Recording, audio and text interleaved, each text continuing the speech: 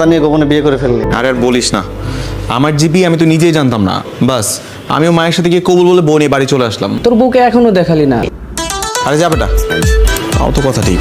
এতক্ষণ হয়ে গেল সামনে, এত কিছু গুছিয়ে এই একটু ভদ্রভাবে থাকতে পারিস না? তুই আমার বউ না? তুই আমার কথা না শুনে কার কথা শুনবি? আর তুই কোন সাহস আমার তুই করে কথা বলতেছিস? তুই আমার তুই টাকারি বিয়ের আগে যে এত জীবন তোর আমি তুই করে বলছি, তখন তো কোনো সমস্যা হয় না। বলো তো তোর সমস্যা হইতেছে? দাঁড়া, আমি খালার কাছে আজকে বিচার দিব। তুই খেলে আমার সাথে খ্যাচ খ্যাচ করতেছিস, বুঝছস? তোর বিয়ে করাটা আমার ভুল হইছে। দে বিচার।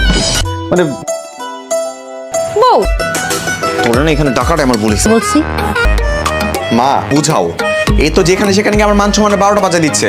যার তার সামনে গিয়ে নিজের স্বামীকে ভাই বলে ডাকে। আর তুই যে কেন? অন্যান্য মেয়েরা নিজেদের স্বামীদেরকে যেরকম ভাবে এরকম ভাবে ডাকে, তুই ডাকতে পারিস না?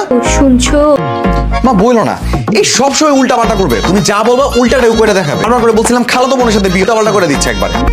ও আমার জীবন আপন হয়ে থাক। আমার মতো মেয়ে জোর যেখান থেকে তাও ভালো, তোর মুখ থেকে ভাই ডাক শোনার থেকে অন্য বড় হাত থেকে ঝাঁটা পেটা খাওয়া বহুত ভালো। বিয়ে করে নিয়ে আসবি সকাল বিকাল। এইটুকুতে তুমি পাগল হয়ে যাচ্ছ, এইটুকুতে তুমি পাগল হয়ে যাচ্ছ মা। যেটাকে ঝুলাই দিছো সারা জীবন, এটা কিনে আমি কেমন থাকবো একবার ভাবছো? আবার মুখটা ভেঙচি দিচ্ছে, মনটা চাচ্ছে ধরে ভাঙা। আচ্ছা তুই ভালো করে দেখ না, পাশেরটা বেশি সুন্দর। তুই কি শিওর এটাই নিবি? আচ্ছা ঠিক আছে, সমস্যা নেই, এটাই নিবি। না না রাগ করবো কেন, পছন্দ ওইটাই আমার পছন্দ।